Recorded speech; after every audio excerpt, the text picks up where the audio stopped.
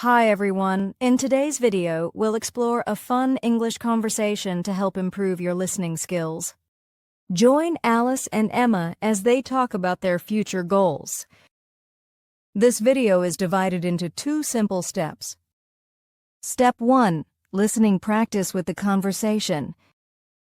Step 2. A short test based on what you heard. So, get ready to improve your English and have some fun. Let's get started.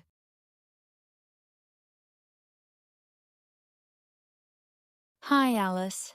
What are your future goals? Hi, Emma. I want to open a bakery. That's great. Do you love baking? Yes, I enjoy making cakes. What about you? I want to be a travel photographer. Great. Do you plan to travel soon? Yes, I want to visit Europe next year. Nice. Are you taking photography classes? Yes, I practice on weekends. What about you? I'll take a baking course next month. Will you sell online or open a shop? I'll start online, then open a cafe. That's a great idea. I'd love to try your cakes. Thanks, and I'd love to see your photos. Let's work hard and follow our dreams. Yes, the future is full of possibilities. In this part, you will answer questions about the conversation you heard.